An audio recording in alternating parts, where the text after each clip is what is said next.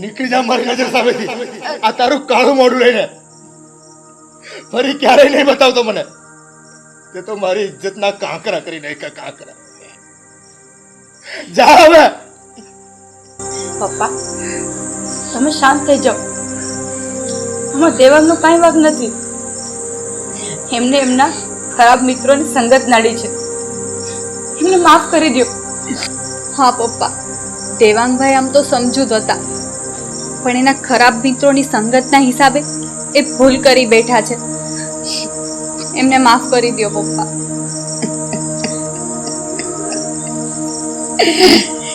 હે ભગવાન, આ શું થઈ ગયું?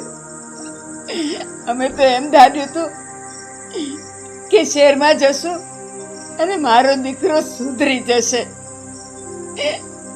પણ આ તો ઉલમાંથી ચૂલમાં પડ્યા અને આ કપાતર ક્યાં મારી કુખે જન્મ્યો.